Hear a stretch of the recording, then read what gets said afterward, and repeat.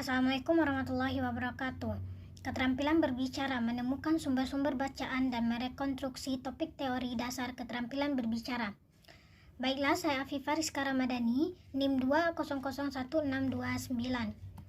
Objek garapan, pengertian berbicara sebagai bentuk keterampilan berbahasa, tujuan berbicara secara umum dan secara khusus, catur cara saji wicara sebagai metode dalam keterampilan berbicara, jenis-jenis berbicara sebagai keterampilan berbahasa, faktor yang mempengaruhi keterampilan berbahasa.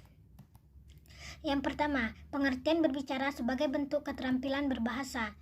Tarigan menyatakan bahwa berbicara merupakan suatu bentuk perilaku manusia yang memanfaatkan faktor-faktor fisik, psikologis, mantik, dan lingkungan sedemikian ekstensif secara luas sehingga dapat dikatakan sebagai alat manusia yang paling penting bagi kontrol sosial. Yang kedua, tujuan berbicara secara umum dan secara khusus. Secara umum, adanya dorongan keinginan untuk menyampaikan pikiran atau gagasan kepada orang lain yang diajak bicara. Secara khusus, mendorong orang untuk lebih bersemangat, mempengaruhi orang lain agar mengikuti atau menerima pendapat gagasannya, menyampaikan sesuatu informasi kepada lawan bicara, memberi kesempatan lawan bicara untuk berpikir dan menilai gagasannya. Yang ketiga, catur cara saji wicara sebagai metode dalam keterampilan berbicara.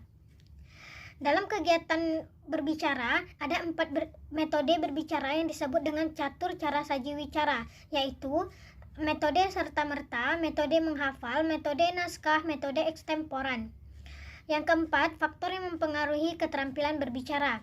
Faktor yang mempengaruhinya ada kebahasaan dan non-kebahasaan. Faktor kebahasaan yang pertama itu ketepatan ucapan, penempatan tekanan nada, sandi, dan durasi yang sesuai. Yang ketiga, pilihan kata. Yang keempat, ketepatan sasaran pembicaraan. Faktor non-kebahasaan yang pertama sikap yang wajar, tenang dan tidak kaku. Yang kedua, pandangan harus diarahkan pada lawan bicara. Yang ketiga, kesediaan menghargai pendapat orang lain. Yang keempat, gerak-gerik dan mimik yang tepat. Yang kelima, jenis-jenis berbicara sebagai keterampilan berbahasa.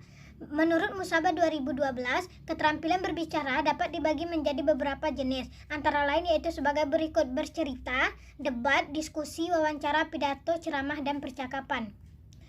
Terima kasih. Assalamualaikum warahmatullahi wabarakatuh.